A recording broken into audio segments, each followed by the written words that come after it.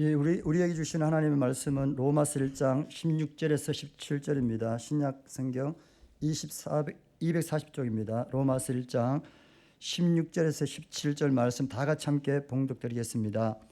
내가 복음을 부끄러워하지 아니하노니 이 복음은 모든 믿는 자에게 구원을 주시는 하나님의 능력이 됨이라.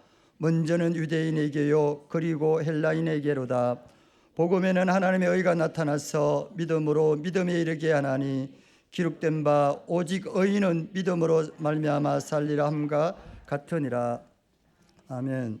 이 시간에는 의인은 오직 믿음으로 살리라는 말씀을 가지고 장태환 목사님께서 말씀을 증거하시겠습니다.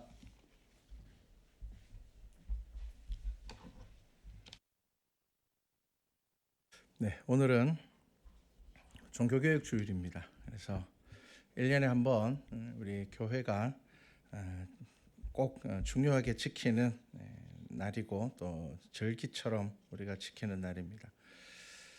자, 그래서 이제 1년에 한 번 이 종교개혁 주일이 되면 이제 종교개혁이 뭔지 또 우리가 왜 이 종교개혁 주일날을 기념하고 지켜야 되는지를 생각해 봐야 됩니다. 종교개혁이 언제 일어났는가 하면요, 1517년입니다. 정말 오래됐죠. 한 500년 더 되었습니다. 그래서 뭐 정확하게 날짜를 아실 필요는 없습니다. 시험 칠 거 아니기 때문에 그냥 1500년이라고 생각하시면 됩니다. 그래서 500년 좀 더 지났다라고 기억하시면 되고요. 날짜로는 10월 31일입니다. 10월의 마지막 날입니다. 그래서 10월 31일이 종교개혁 기념일이고요. 교회는 10월의 마지막 주일을 이제 종교개혁 기념 주일로 지킵니다. 자, 그래서 우리가 이 날을 지키는 이유는 우리는 교회입니다. 여러분, 성당이 있죠. 교회입니다. 이 종교개혁을 통하여서 우리가 카톨릭에서 교회가 분리되어 나왔습니다. 그래서 우리가 개신교라고 이야기를 하죠. 개신교라는 의미가 뭐냐면은 개혁되어서 나온 교회입니다. 그래서 개혁교회라고도 이야기하고요, 개신교라고도 합니다. 자, 그래서 이 개신교회는 루터교회, 개혁파교회, 장로교회, 제세례파교회, 그리고 감리교, 오순절교회, 이렇게 기독교의 모든 이 교회들은 이 종교개혁을 통하여서 이제 분리되어 나왔다라고 이제 생각하시면 됩니다. 자, 그리고 이 종교개혁을 이야기할 때 가장 중요한 사람이 두 사람만 기억하시면 됩니다. 마틴 루터와 그 다음에 칼빈입니다. 깔뱅이라고도 이야기하기도 하고요. 독일 사람이라서 그냥 발음이 다 다릅니다. 근데 일단 마틴 루터와 칼빈이라는 두 사람을 기억하시면 되는데, 우리가 이제 10월 31일이 종교개혁 기념일이라고 했습니다. 이 31일이 어떤 날인가 하면 마틴 루터는 목사님이면서 독일의 비텐베르그 대학의 교수이면서 또 이제 신학자였습니다. 그러니까 목사이며 또 신학자이며 교수인 이 분이 그 당시에 이 이제 관례가 있습니다. 관례가 뭐냐면은, 이 문제는 정말 심각한 문제니까 우리가 이 문제 가지고 좀 토론 좀 해보자. 우리 진짜 이 문제 그냥 쉬쉬하고 지나가지 말고 이 문제가 정말 성경적인지 성경적이지 않은지 우리 한번 고민해보자. 그런 이제 문제가 있으면은 이 비텐베르그 대학의 예배당의 정문에다가 우리 이런 거 가지고 토론 좀 합시다라고 하고 이제 게시를 하면 됩니다. 대자보 같은 거죠. 붙이면 됩니다. 이 대자보를 붙인 날이 10월 31일이고요. 이 대자보를 통하여서 종교개혁이 본격적으로 시작이 되었습니다. 그래서 우리가 이제 마틴 루터라고 이야기를 하면은 종교개혁을 시작한 사람이라고 이야기를 하는데, 사실 그 이전에 종교개혁을 하려는 사람들이 있었지만 다 죽었습니다. 여러분, 그 당시에 기독교 세계관이었죠. 그러다 보니 교회를 비난하거나 교황을 비난하면요, 화형에 처해졌습니다. 불에 태워 죽였습니다. 본보기로. 왜 종교개혁이 일어났는지 아시겠죠? 교회의 권력을 가지고 사람을 불태워 죽인다. 여러분, 그거는 불가능한 이야기입니다. 이거는 성경 어디에도 나오지 않는 이야기입니다. 예수님께서는 자기를 십자가에 못 박는 그들을 향하여서도 하나님, 저들이 자기가 하는 일을 잘 알지 못합니다. 저 사람들 용서해 주십시오라고 이야기를 했는데, 교회가 얼마나 타락했는가 하면은 교황을 비난하거나 교회를 비난하면은 그 사람을 불에 태워 죽였다는 겁니다. 그래서 마틴 루터 이전에 지금 잘못됐다. 교회가 잘못된 길로 가고 있다. 성경은 그렇게 이야기하고 있지 않은데 왜 교회가 이렇게 하느냐. 그러니까 이거 잘못되었으니까 고쳐야 된다라고 이야기하는 사람들 중에 이미 죽임을 당한 사람들이 있었습니다. 여러분, 왜 이걸 본보기로 화형을 처했을까요? 교회를 비난하지 못하게 하려고 했습니다. 잘못된 거죠. 자, 그래서 마틴 루터가 99개 조항에 이거 이야기 좀 하자. 이런 문제가 우리 안에 있으니까 이것 좀 이야기하자라고 대자보를 붙였고요. 그 대자보를 읽은 많은 사람들이 이때까지 무서워서 말을 못했는데 다들 공감하고 있는 내용이었는데 차마 말하지 못했던 겁니다. 이거 말하면 또 잡혀가가지고 죽을지도 모르고 고민당할지도 모르니까. 그런 상황에서 이 마틴 루터가 대학교 교수이면서 목사이면서 신학자이면서 그가 가지고 있는 그 권위를 가지고 그가 이 게시판에 이 99개 조항을 붙였을 때에 그것이 이제 본격적인 종교개혁의 시작이 된 겁니다. 자, 그렇게 해서 분리되어서 나온 것이 지금 우리가 다니고 있는 교회입니다.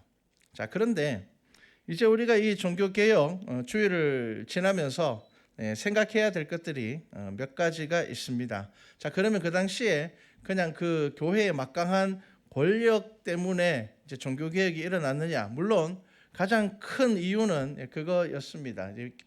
교회의 권위가 지나치게 권력이 되다 보니 어떤 문제가 생겼을까요? 여러분, 교회의 권위가 권력이 되었다라는 것 자체가 그 위에 있는 사람들이 이 자신에게 주어진 이 권위를 권력으로 썼다는 것입니다. 자, 그래서 당시에는요, 당연히 교회에 대한 비난을 하지 못하였고요. 그러다 보니까 어떻게 되었겠습니까? 성직자들이 아주 사치스러운 생활을 했습니다. 그리고 또 이 성직이 돈으로 매매가 되었습니다. 그리고 또 이 성직이 세습이 되었습니다. 여러분, 지금 신부들은 결혼을 안 합니다. 근데 원래 결혼했습니다. 왜 갑자기 결혼 안 하게 됐을까요? 또 몇 해 전에는 교황이 이제 결혼해도 된다고 또 발표를 했었거든요. 왜 그럴까요? 세습이 너무 많아서. 그리고 이 사제들이 뭐 막강한 권력을 쥐고 있다 보니, 그리고 그 권력을 쥐고 있는데 그거 잘못됐다고 이야기할 수 없는 사회적인 분위기이다 보니 이 끝이 없는 거예요. 그들의 어떤 죄가 끝이 없는 겁니다. 여러 명의 아내를 두고 자녀들이 너무 많고, 그리고 막 여러분, 추기경은 지금도 나라에 1명 정도밖에 없는 게 추기경인데, 그 당시에 막 이 추기경의 자리를 11살, 12살 됐는 자기 자녀한테 막 물려주는 거예요. 걔가 뭘 알겠습니까?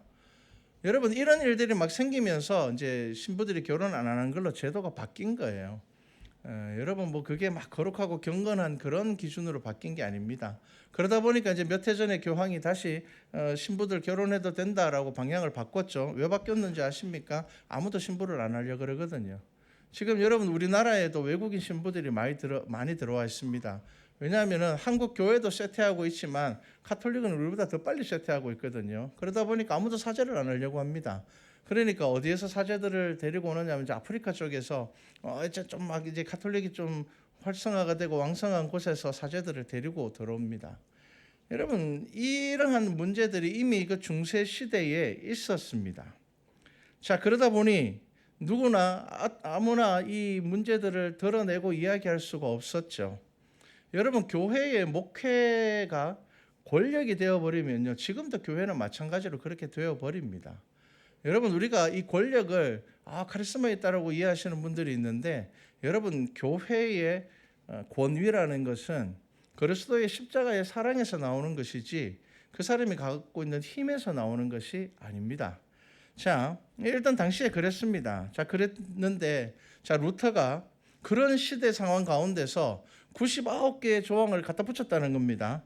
자, 그러면 루터가 어떻게 그 시대적 상황 가운데서 이 99개의 조항을 그 교회의 정문에다 게시할 수 있었을까? 그에게 가장 큰 영향력을 준 성경 본문 말씀이 오늘 우리가 읽은 로마서 1장 17절의 말씀입니다. 자, 이 17절의 말씀은요, 사실 사도 바울이 한 말씀이 아닙니다. 우리 성경의 밑에 보면은 이제 적혀 있죠. 하박국 2장 4절의 말씀을 가지고 온 겁니다. 제가 주보에다가 하박국 말씀을 같이 적어놨습니다. 주보의 예변수선지 밑에 보면요, 하박국 말씀 2장 4절 말씀이 있습니다. 보라, 그의 마음은 교만하여 그 속에서 정직하지 못하나 의인은 그 믿음으로 말미암아 살리라. 이미 구약 성경에서 율법을 잘 지키고 의로 구원받는 것이 아니라 믿음으로 구원받는다라는 말씀이 있었고, 사도 바울도 예수 그리스도를 만나고 깨달은 것이 뭐냐면은 오직 의인은 믿음으로 산다라는 것을 깨달았습니다. 자, 그런데 마틴 루터가 의인은 오직 믿음으로 살리라라는 이 단어를 그가 새롭게 깨닫게 되는 데는요, 무려 기독교 역사 1500년 가까이가 흘렀다라는 것입니다. 제가 여러분들에게 몇 주 전부터 이런 이야기를 좀 합니다. 여러분, 성경에 대해서 성경 말씀을 묵상할 때 그 성경 말씀이 가지고 있는 가장 기초적인 단어에 대한 묵상을 하셔야 된다라는 이야기를 합니다. 왜 이야기를 하는가 하면요, 우리가 이렇게 이야기합니다. 하나님의 은혜입니다. 근데 여러분, 내가 생각하는 은혜랑 저 사람이 생각하는 은혜가 달라요. 그러다 보니까 우리는 하나님의 은혜입니다라고 이야기를 하면서 우리끼리 앉아서 늘 문제가 생깁니다. 여러분, 믿음이라고 이야기할 때도 이 믿음도 내가 생각하는 믿음과 저 사람이 생각하는 믿음의 의미가 다르다는 겁니다. 여러분, 의인이라고 이야기할 때 이 의인이라는 단어도 내가 생각하는 의인과 저 사람이 생각하는 의인이 다르다는 겁니다. 여러분, 그래서 우리는 어떤 문장에서 이 문장이 참 나에게 위로가 돼라고 이야기를 하지만 우리가 가장 깊이 있게 고민해야 될 것은 뭐라고요? 이 단어가 가지고 있는 이 의미를 내가 성경적으로 이해하고 있는가를 보셔야 됩니다. 여러분, 진짜 의인이 무엇입니까? 성경에서 의인이 뭘까요? 이게 굉장히 중요합니다. 왜냐하면 마틴 루터가 이 의인이라는 단어를 깨닫게 되면서 종교개혁을 할 작정을 했거든요. 왜냐하면 그도 기독교 세계에서 자라났습니다. 중세의 그 기독교 세계관에서 자라났고, 그도 어릴 때부터 교황의 권위가 하나님의 권위와 동일하다고 생각하고 자랐던 사람입니다. 그런데 왜 그가 종교개혁이 시발점이 되는 그 99개 항목을 붙일 담력을 어디에서 얻었을까요? 그가 의인이 무엇인지를 깨닫고 난 다음에 그가 그 99개 조항을 붙인 겁니다. 자, 마틴 루터가 깨달은 의인의 의미입니다. 여러분, 의인이라는 것은요, 인간이 노력을 해서 의로운 것에 도달하는 것이 아니라 예수 그리스도를 믿는 모든 성도들에게 주시는 하나님의 은혜가 바로 의인이라는 것을 깨달았다는 겁니다. 여러분, 지금도 우리는 이것을 깨닫지 못하는 경우들이 많습니다. 여러분, 우리는 의인이 뭐라고 이야기를 합니까? 상대적으로 죄 안 짓는 사람, 죄인은 죄 짓는 사람, 의인은 죄 안 짓는 사람. 그러면 당연히 의인은 죄인을 비난해도 됩니다. 정죄해도 되죠. 그런데 여러분, 성경에서 말하고 있는 의인이라는 것이 뭐냐 하면은 내가 어떤 노력을 해서 내가 저 사람보다 되게 거룩하고 경건하게 살아서 내가 대단한 삶을 살아서 내가 의인이 되는 것이 아니라 이 의인이라는 것이 바로 칭의라는 겁니다. 마틴 루터가 이 말씀에서 깨닫게 된 것이 있는데, 여기서 의인이라는 단어는 일반적인 단어가 아니라 법적인 용어였습니다. 이게 무슨 말인가 하면은 누군가가 재판을 해서 저 사람은 의인입니다 하고 결정을 내려줬다라는 겁니다. 예수님께서 십자가에 달려 죽으심으로 인하여서 우리를 의인이라 칭해 주셨다는 겁니다. 이게 성경이 말하고 있는 의인입니다. 그러니까 왜 그러면은 마틴 루터가 이 깨달음을 얻고 난 다음에 용기를 얻어서 종교개혁의 시작을 했는가 하면은, 마틴 루터도 이때까지 의인을 어떻게 생각했는가 하면은 남들보다 훨씬 더 거룩하고 경건하고 막 철저하게 신앙생활하고 이렇게 해서 내가 의인이 된다라고 생각을 하고 있었기 때문에 그 당시에 로마 카톨릭 교회에서 이야기하고 있는 너희들 믿음으로 구원 못 받아, 선행을 해야 돼, 착한 일 많이 해야 돼. 맞습니다, 여러분. 착한 일 많이 해야죠. 그런데 여러분, 믿음 위에 이 선행이 올라가 있었습니다. 그래서 너희들이 예수님 믿어도 착한 일 안 하면 구원 못 받아라고 이야기를 했기 때문에 사람들이 막 억지로라도 뭔가를 교회에서 뭐 시키는 일은 정말 막 자신의 모든 것들을 다 내어놓고 했단 말이에요. 그런데 이제 마틴 루터가 이 의인이라는 단어가 내가 의로워져서 하나님께서 나를 의인이라고 부르시는 것이 아니라 내가 예수 그리스도를 믿는 그 순간 나는 여전히 죄인임에도 불구하고 하나님께서 나를 의인으로 칭하여 주셨다라는 것이 바로 이 말씀이라는 것을 깨닫고 난 이후에 그가 그 믿음의 눈을 열어서 로마 교회를 보니 그 당시에 로마 교회가 어떤 잘못을 저지르고 있었습니까? 대표적으로 잘못한 것이 우리가 잘 아는 면죄부 판매였습니다. 뭐 교과서에도 나오잖아요. 성 베드로 성당을 지으려고 하는데 돈이 너무 부족합니다. 그 천문학적인 돈이 들어갔거든요. 그러니까 이 사람들이 헌금을 모으려고 어떤 이야기를 했는가 하면은 이미 죽은 사람을 위해서 당신이 헌금하면은 그 헌금함에 그 당시에 다 동전이었거든. 지폐가 없는 시대 아닙니까? 땡그랑이라는 이 동전 소리가 나는 순간 지옥과 천국 사이에 연옥에 있던 영혼이 천국으로 간다고 가르쳤습니다. 여러분 그거 안 할 사람 있겠습니까? 죽은 내 부모를 위해서 헌금 안 할 사람이 있겠습니까? 죽은 내 자녀를 위해서 헌금 안 할 사람이 있겠습니까? 혹시나 불안한데 교황이 그렇게 이야기하니까, 교황의 말이 곧 하나님의 말이거든요. 그런데 교황이 그렇게 이야기하니까 어마어마한 헌금이 들어오는 겁니다. 마틴 루터가 의인은 오직 믿음으로 말미암아 살리라라는 이 말씀에서 의인이 내가 막 흠없는 사람에 대해서 의인이 되는 것이 아니라 우리가 예수 그리스도를 믿음으로 내가 이미 의인이 되었다라는 것을 깨닫는 순간 교회가 하고 있는 그 모든 것들이 잘못되었다라는 것을 깨닫게 된 겁니다. 여러분, 교회는 그리스도의 사랑으로 세워지는 것이지 교회는 권력으로 세워지는 것이 아닙니다. 여러분, 교회 안에서 권력을 느껴진다. 교회 안에서 몇몇 힘 있는 사람들이 느껴진다. 여러분이 굉장히 위험한 것입니다. 그래서 마틴 루터가 이 로마서 1장 17절 말씀을 그가 새롭게 깨달았을 때 그가 이렇게 기록했습니다. 그때 나는 거듭나게 되었고, 그는 이미 목사였고 신학 교수였는데도 불구하고 그가 그 단어 하나를 깨달으면서 이제 나는 거듭나게 되었고 열린 문을 통해 낙원에 들어가는 것을 느꼈다. 모든 성경은 내게 새로운 의미를 갖게 되었다. 특히 오직 의인은 믿음으로 말미암아 살리라는 말씀은 내게 하늘의 문이 되었다. 마틴 루터가 이 한 구절의 말씀을 깨닫고 난 다음에 어떻게 했다고요? 지금 교회가 잘못되어 있구나. 지금 이 교회가 하고 있는 면죄부 판매와 같은 것, 유물 숭배와 그 다음에 우상을 성인들을 이제 우상으로 만들어서 섬기죠. 이러한 모든 것들이 다 비성경적이고 비신앙적이라는 것을 그가 확실하게 깨닫게 되고 비판할 수 있게 되었다는 겁니다. 당시에 로마 교회는 무엇을 가르쳤느냐? 믿음에다가 선행이 더해져야 구원을 받는다라고 가르쳤습니다. 믿음으로는 구원 완전하게 못 받는다고 가르쳤습니다. 그런데 마틴 루터가 무엇을 깨닫게 됐다고요? 오직 믿음을 통해서만 구원을 받고 오직 믿음으로만 살아가는 것이 성도의 삶이라는 것을 깨닫게 되었다는 겁니다.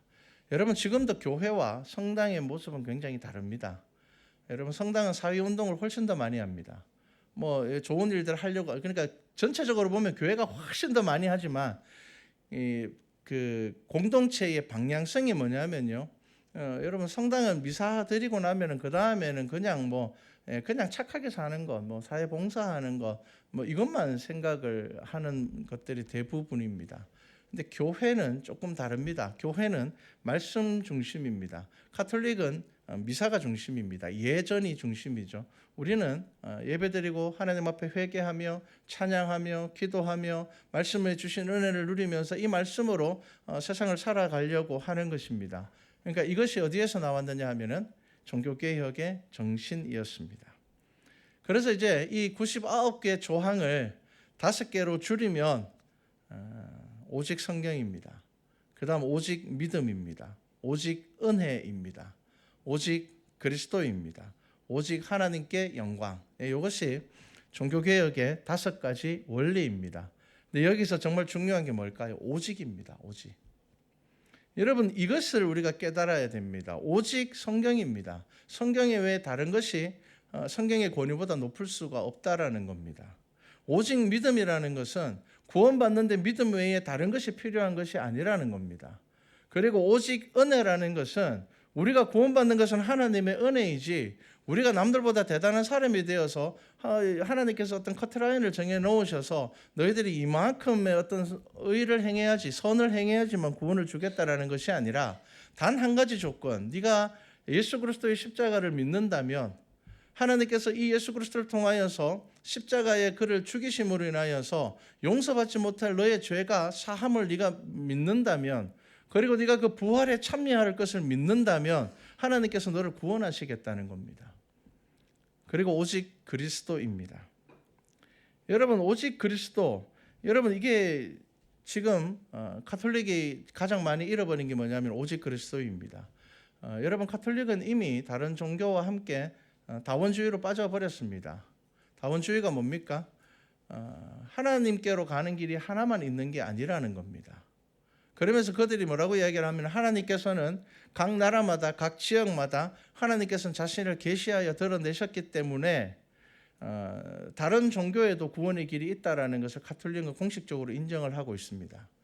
그런데 교회는 그렇지 않습니다. 여기서 하나 생각해야 될 거 있습니다. 종종 이런 질문들을 합니다. 우리나라에 그리스도의 복음이 들어오기 전에 그러면은 살았던 사람들은 다 지옥 갑니까? 라는 이야기를 합니다. 오직 예수 그리스도로만 구원을 받는다면 그러면 예수 그리스도를 믿는 이 복음이 이 땅에 들어오기 전에 우리 조상들은 다 지옥 가 있는 겁니까? 라고 이야기를 합니다. 이 문제를 이 가톨릭이 해결하려다 보니까 종교 다원주의에 빠져버린 겁니다. 그런데 여러분, 우리가 성경을 통해서 분명히 아시는 게, 고백해야 되는 게 있습니다. 하나님은 공의의 하나님이십니다. 여러분, 공의의 하나님이 어떤 의미일까요? 모든 사람들이 하나님 앞에 섰을 때 하나님께서 내리시는 그 판결에 모든 사람들이 동의할 수 있다라는 것입니다. 여러분, 우리가 누군가가 지옥 갔다는 이야기 여러분 우리는 하면 안 됩니다. 여러분, 그렇게 질문하는 사람들에게 우리가 뭐라고 대답해야 될까요? 그래, 교회 들어오기 전에는 다 지옥 갔어, 이렇게 이야기하시면 안 됩니다. 나는 잘 모르겠지만 우리 하나님은 공의의 하나님이시기 때문에 그 모든 사람들의 삶에서 하나님께서 그를 가장 공의롭게 심판하셔. 우리는 그 하나님을 믿는 겁니다. 여러분, 우리가 심판자가 되려고 하면 안 되고요. 우리가 판결하려는 사람이 되려고 하면 안 됩니다. 하나님께서 우리에게 뭐라고 말씀하십니까? 네가 나 대신 판결하겠느냐라고 말씀하십니다. 여러분, 우리는 무엇을 이야기해야 됩니까? 오직 예수 그리스도를 통하여서 구원받는 것, 이것이 하나님께서 우리에게 주신 법입니다. 하지만 하나님의 이름을 알지 못하는 사람들, 예수 그리스도에 대해서 듣지 못한 사람들에 대하여서는 우리는 알지 못하지만 하나님께서는 분명히 공의로 그들의 삶에 대하여서 심판하실 것입니다. 여러분, 이게 우리가 할 수 있는 정답입니다. 그런데 우리는 마치 막 뭔가를 답을 줘야 될 것 같고 막 그러다 보니까 무리하게 이야기할 때가 많습니다. 여러분, 하나님께서 하시는 일은 우리가 다 알지 못합니다. 자, 그리고 오직 하나님께 영광이라는 단어가 있습니다. 여러분, 하나님의 은혜를 발견하는 사람은 삶의 목표가 바뀌게 되는데 그 목표가 뭐라고요? 하나님께 영광을 돌리기 위해서 살아가게 된다는 것입니다. 그래서 여러분, 이 종교개혁의 주된 5가지 원리를 저와 여러분이 기억하셔야 됩니다. 왜냐하면 여러분, 우리가 개혁되어서 나온 교회이기 때문에 우리가 당연히 개혁된 그 교리에 따라서 살고 있다고 생각하시면 착각입니다. 여러분, 지금 한국 교회에 적어도 그 교회 안에서 교황처럼 절대적인 권력을 가지고 있는 목사님들이 얼마나 많습니까? 그런 장로님들이 얼마나 많습니까? 여러분, 우리가 가톨릭을 비난하면서 저 교황 때문에 가톨릭은 저 잘못된 거야 라고 이야기를 하면서 막상 우리가 살아가는 이 교회 안에 뭐 교황과 같은 권력을 가지고 있는 목사님들, 무서운 분들 많습니다. 자기 말 안 들으면 다 지옥 간다고 이야기하시는 분들, 여러분, 그런 이야기를 어떻게 할 수 있는지 저는 상상이 잘 안 가는데, 여러분, 목사 말 안 듣는다고 지옥 가지 않습니다. 여러분, 제가 하나님입니까? 여러분, 저도 하나님 앞에 잘 보여야 되는 사람입니다. 저도 하나님 앞에 충성해야 되는 사람입니다. 저도 하나님 앞에 내가 이 목사라는 이 하나님께서 내게 맡겨주신 이 권위를 가지고 내가 이것을 잘못 사용해서 권력으로 사용하지 않는지 늘 내 삶을 돌아봐야 되는 자리에 있는 사람이 저입니다. 여러분, 그렇기 때문에 저와 여러분 모두가 이 종교 개혁의 이 5가지 원리에 대해서 우리가 늘 믿음의 자리가 여기에 있다라는 것을 여러분 기억하셔야 됩니다. 여러분, 우리 안에 사람이 있으면 안 됩니다. 오직 성경입니다. 오직 믿음입니다. 우리는 은혜로 구원받는 사람입니다. 예수 그리스도 외에 다른 길이 없습니다. 우리가 이러한 은혜를 누렸기 때문에 우리의 삶에서 우리는 여전히 부족하고 연약하지만, 우리가 여전히 죄인이지만 하나님께서 우리를 의인이라 칭하여 주셨으니, 너 죄 짓는 거 내가 다 알아. 하지만 너 나 믿잖아. 그러니까 내가 너를 의인이라고 이야기를 해줄게. 내가 너 보증서 줄게라는 겁니다. 그러니까 포기하지 말라는 겁니다. 그러니까 넘어져 있지 말라는 겁니다. 내가 너와 함께 하겠다는 겁니다. 여러분, 예수님께서 저와 여러분과 함께 하시겠다는 그 말의 의미가 뭐겠습니까? 저와 여러분이 예수님 없이 의인으로 살 수 있으면 굳이 예수님이 저하고 같이 있을 필요가 뭐가 있겠습니까? 왜 하나님께서 성령 하나님을 우리에게 약속해 주셨을까요? 우리 스스로 의인으로 살아갈 수 있다면 방법만 가르쳐 주시면 되죠. 야, 하루에 3번 기도하면 돼. 일주일에 하루 금식하면 돼. 야, 11조 철저하게 해. 야, 그리고 교회 예배 빠지지 마. 여러분, 이 방법을 가르쳐 주면 될 텐데 왜 예수님께서는 내가 너희에게 성령을 보내주겠다라고 말씀을 하셨겠습니까? 우리 힘으로는 죽었다 깨어나도 안 되기 때문입니다. 여러분, 우리가 아무리 완벽한 삶을 사는 사람이라 할지라도 사람들끼리는 비교했을 때 저 사람이 대단한 사람이고 저 사람 믿음이 정말 좋아라고 이야기할 수 있지만, 여러분, 그 믿음이 하나님 앞에서는 그리스도의 십자가 없이는 구원받을 믿음은 아니라는 겁니다. 그렇기 때문에 우리가 자랑할 게 없고, 그렇기 때문에 우리가 교만할 것도 없고, 그렇기 때문에 우리가 누군가를 비난하고 정죄할 것이 우리에게 없다는 것을 말씀하는 것입니다. 여러분, 이것이 바로 종교개혁의 정신입니다. 자, 여러분, 오늘 서울에서는 이제 총회 결의로 오후에 차별금지법 반대 예배 드려지고 있습니다. 여러분, 관심 가지셔야 됩니다. 차별금지법 안에 2가지 차별금지법이 들어 있습니다. 하나는 개별적 차별금지법이고요. 하나는 포괄적 차별금지법입니다. 교회는 개별적 차별금지법에는 찬성합니다. 개별적인 차별금지법이 뭐냐면은 흑인과 백인을 차별하면 안 되고, 건강한 사람과 아픈 사람을 차별하면 안 되고, 부자와 가난한 사람을 차별하면 안 되고, 이것이 개별적 차별금지법이고요. 이 개별적 차별금지법은 이미 우리나라에 법으로 세워져 있습니다. 그런데 포괄적 차별금지법이 문제입니다. 이 포괄적 차별금지법은 코에 걸면 코걸이고요, 귀에 걸면 귀걸이가 되고요, 악용될 수 있습니다. 어떤 사람이 특정한 정치적인 이념이나 사상을 가지고 악용할 수 있는 것이 포괄적 차별금지법이고요. 우리가 지금 한국교회가 다 모여서 지금 이것을 반대하려는 이유는 뭐냐면은 이 포괄적 차별금지법이 세워진 나라에서 이 포괄적 차별금지법을 기준으로 해서 계속 법들이 만들어지고 있는데, 이제 어디까지 왔는가 하면은 4살짜리 아이들에게 동성애에 대해서 교육을 하는 시기까지 와버렸습니다. 여러분, 아이들에게 그냥 얘들아 동성애자들 있으니까 차별하면 안 돼, 그 이야기를 하는 게 아닙니다. 네가 남자인지 여자인지는 너도 몰라, 이렇게 이야기를 하는 겁니다. 여러분, 포괄적 차별금지법이 통과된 나라의 유치원 교육 프로그램을 제가 봤거든요. 유치원 교사 선생님이요, 우리는 유치원 선생님들이 예쁘게 깔끔하게 이렇게 하잖아요. 그 사탄 복장을 하고요, 머리에 뿔이 이만한 거 달고요, 막 얼굴에 막 이렇게 빨간 막 이런 걸 막 묻히고요, 그렇게 앉아서 애들을 가르치는 거예요. 그게 아이들에게 선입견을 버리게 하기 위해서 그렇게 한다고 하더라고요. 이게 무슨 말입니까? 그러면 뭐 미친 개를 하나 풀어놔도 되잖아요. 왜 그렇게까지 해야 되죠? 4살, 5살 된 아이들에게 너 동성애자 될 수 있어라고, 야 동성애자 나쁜 거 아니야, 뭐 이런 걸 왜 4살, 5살 애들한테 가르쳐야 되는 거죠? 여러분, 포괄적 차별금지법이 통과된 나라에서 그 당시에 그 나라가 그 법을 통과할 때 설마 그런 일이 일어나겠어라고 생각했던 모든 일들이 지금 다 일어나고 있는 겁니다. 제가 몇 주 전에도 이야기했지만 여자 교도소에 남자 범죄자가 들어옵니다. 자기가 여자라고 이야기를 하는 겁니다. 뭐 성전환 수술한 것도 아닙니다. 완벽한 남자입니다. 그래 들어왔어요. 자, 그러니까 여자 교도소에 수감된 이 여자 수감자가 이 일을 제기합니다. 저 사람은 남자인데 왜 여자 교도소에 넣느냐, 우리가 불편해서 안 된다, 나는 저 사람 때문에 불편하니까 저 사람을 남자 교도소로 보내라고 이야기를 했습니다. 자, 결과는 어떻게 되었을까요? 이 문제에 이의를 제기한 여자 수감자의 형량이 5년이 늘어났습니다. 차별했다는 이유 때문에. 여러분, 앵간애가 5년 잘 안 당합니다. 5년이나 늘어났습니다. 여러분, 남자가 자신을 여자라고 이야기하고 여성 탈의실에 들어가도 막을 수가 없습니다. 2년 전에 한인 찜질방이 이제 미국에도 많이 생겼잖아요. 한인들이 가서 찜질방에 남자가 들어가지고 자기가 여자라고 여자 탈의실에 들어가겠답니다. 그거 막았다가 벌금 수천만 원 받았습니다. 여러분, 이제 이런 일들이 가능한 것이 포괄적인 차별금지법입니다. 여러분, 이 법은 도무지 이해할 수 없는 법입니다. 이게 앞으로 어떻게 악용될지 모르는 법입니다. 여러분, 이 포괄적 차별금지법이 통과된 나라에서는요, 초등학교에 콘돔 자판기가 있습니다. 아이들에게 그걸 가르칩니다.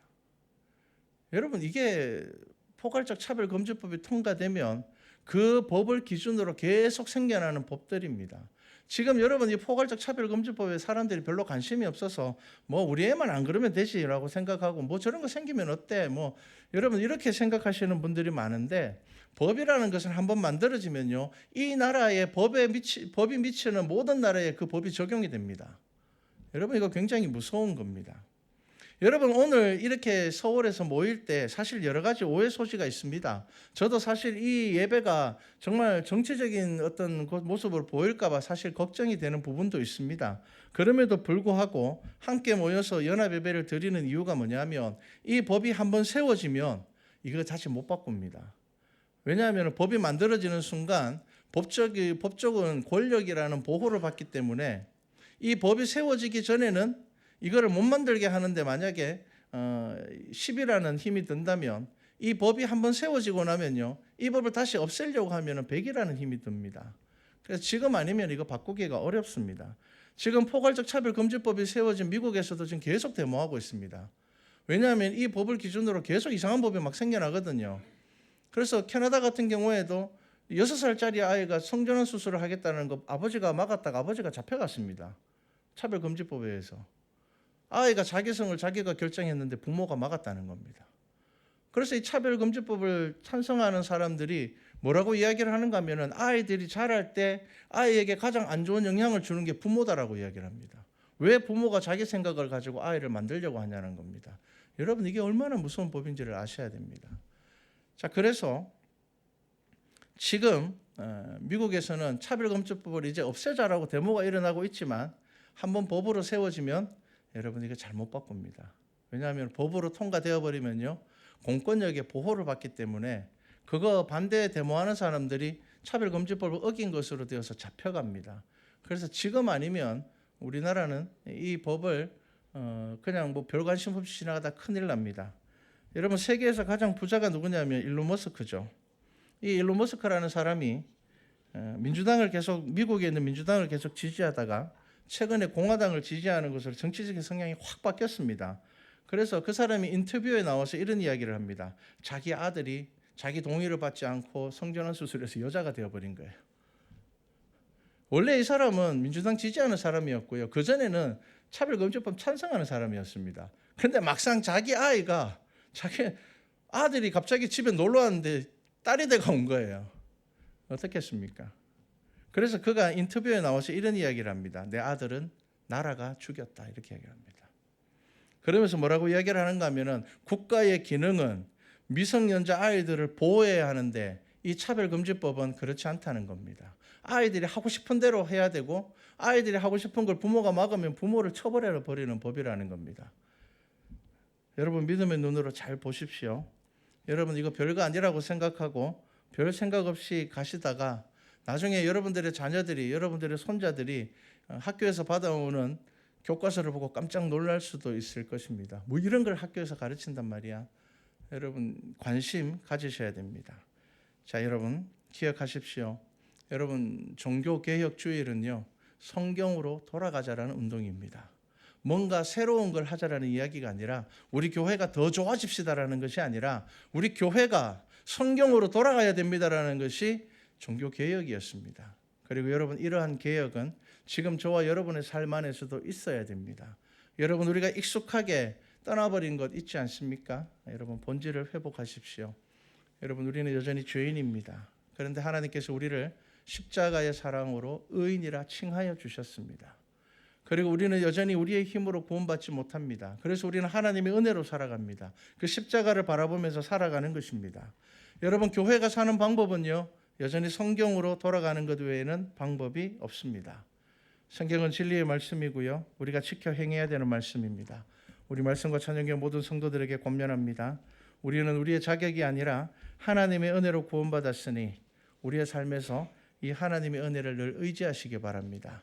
그리하여서 하나님의 나라에서 우리가 정말 즐겁고 기쁘게 함께 예배드릴 수 있는 우리 교인들이 되기를 주님의 이름으로 축복합니다. 기도드리겠습니다.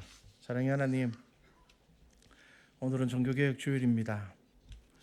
서울에서는 차별금지법 반대를 위한 집회가 준비되어 있습니다. 하나님, 그 집회가 하나님께서 기뻐 받으시는 예배 되게 하여 주시옵소서.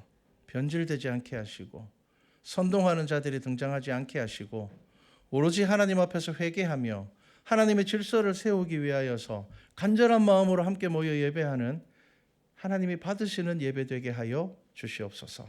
감사드립니다. 예수님의 이름으로 기도드렸습니다. 아멘.